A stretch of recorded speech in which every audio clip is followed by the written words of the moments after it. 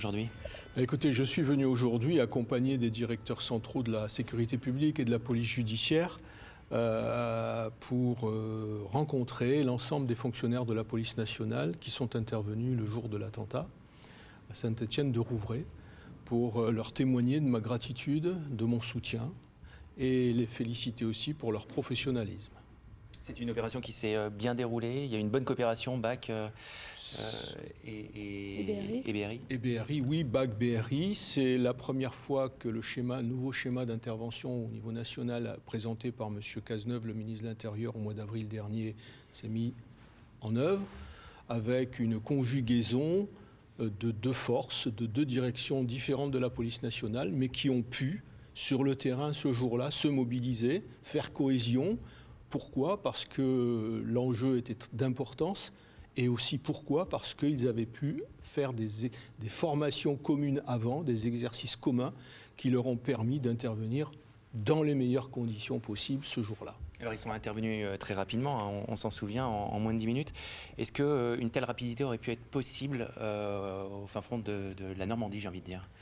Au fin fond de la Normandie ou ailleurs sur le territoire national, il faut savoir qu'on a un maillage territorial très fort sur le territoire national entre la police et la gendarmerie, avec des unités de haut de spectre que vous connaissez, le RAID, le GIGN, et des unités de deuxième intervention qui sont les BAC et les BRI et les PSIG de la gendarmerie, et puis des interventions de troisième niveau, sans être péjoratif, qui sont constituées des unités générales, de service général de la police et de la gendarmerie. Dans ces conditions, vous avez ce maillage sur l'ensemble du territoire. Nous avons doté les BAC et les BRI de matériel performant, d'intervention, de protection individuelle, de protection collective. Nous développons les formations communes, individuelles, qui permettent d'agir. Et ce que vous avez vécu, ce que nous avons vécu ici en Seine-Maritime au mois de juillet dernier, si ça devait hélas se reproduire ailleurs, vous retrouvez les mêmes intervenants qui peuvent agir de concert dans les meilleurs délais. Je rappelle que l'objectif fixé par le ministre sur le schéma d'intervention, c'était on intervient le plus rapidement possible avec les forces de l'ordre qui se trouvent le plus proches possible. Ce jour-là, les preneurs d'otages auraient-ils pu être maîtrisés autrement ? C'est toujours difficile de refaire un dispositif et une histoire.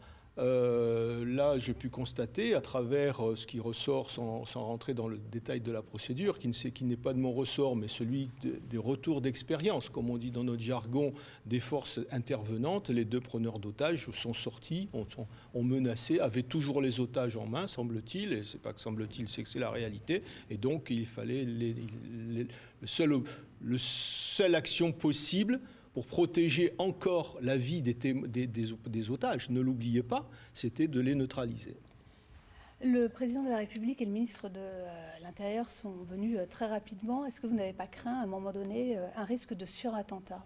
Non, les dispositifs de surattentat sont pris en compte maintenant. Nous avons, hélas, une expérience maintenant.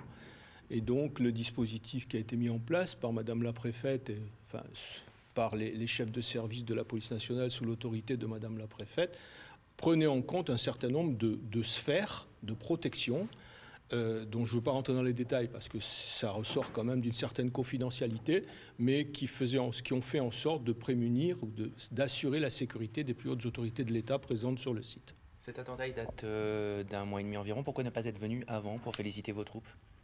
Je les ai eus très souvent au téléphone, et y compris le jour même des faits. Je me déplace régulièrement dans les territoires. Je suis venu aujourd'hui parce que j'ai pensé que le temps du retour d'expérience, le temps que les chefs de service puissent analyser leur intervention, débriefer les personnels, etc., le moment était venu, accompagné des deux directeurs centraux, de venir les rencontrer pour faire des séances de travail, de vraies séances de travail. Et vous avez trouvé vos équipes combatives, éprouvées ? Je les ai trouvées très combatives, très professionnelles, très humaines. Ce sont des hommes et des femmes qui ont tout fait pour faire cesser les actes criminels de ces deux agresseurs, de ces deux terroristes. Ce sont des gens qui sont aguerris, qui ont fait preuve de courage à quelque niveau que ce soit, et d'un grand professionnalisme qui a permis d'arriver à ce qu'on connaît, avec certes la mort du prêtre, qui est toujours dramatique, mais d'avoir, encore une fois, je tiens à les remercier parce que les otages ont été sauvés grâce à leur intervention rapide et leur technicité qui a permis de sauver leur vie. Depuis ce matin, vous avez participé à plusieurs réunions, certes pour débriefer, vous venez de l'évoquer, mais certainement aussi pour affiner le dispositif. Est-ce que vous pouvez nous en dire un petit peu plus ? Je ne vais pas vous parler en détail du dispositif, puisque on a arrêté un schéma d'intervention au niveau national. Ce schéma, bien évidemment, n'est pas ancré dans le marbre une bonne fois pour toutes et de manière définitive. Chaque intervention des services de police spécialisés ou moins spécialisés nous font apprendre un certain nombre de choses. Nous débriefons les personnels qui interviennent, les personnels qui commandent, ces personnels qui interviennent, pour affiner, pour apporter les amendements nécessaires à ce schéma, pour être encore davantage prêts et encore plus performants au moment des interventions si elles ont lieu. Moi, j'ai une dernière question. Je ne sais pas si vous souhaiterez me répondre, mais c'est à propos de ces bouteilles de gaz qu'on a retrouvées dans une voiture près de Notre-Dame à Paris. Je ne peux pas vous répondre à cette question, d'ailleurs, parce que d'abord, c'est une enquête en cours. Vous le comprenez très bien, et donc je me garderai bien de faire tout commentaire sur ce sujet-là. Merci. Et voilà. Moi, une dernière question sur les... est-ce qu'il y a des risques d'attentats plus particuliers sur notre région en ce moment ? Quels sont les éléments dont vous disposez, que vous pouvez communiquer ? Le Premier ministre et le ministre de l'Intérieur l'ont répété à plusieurs reprises. Je l'ai moi répété à plusieurs reprises. Le directeur général de la sécurité intérieure aussi. Le niveau de menace d'attentats sur notre territoire est élevé. Il n'y a pas de cible particulière identifiée, mais le niveau de menace est élevé sur l'ensemble de notre territoire national. Merci beaucoup, M. Foucault.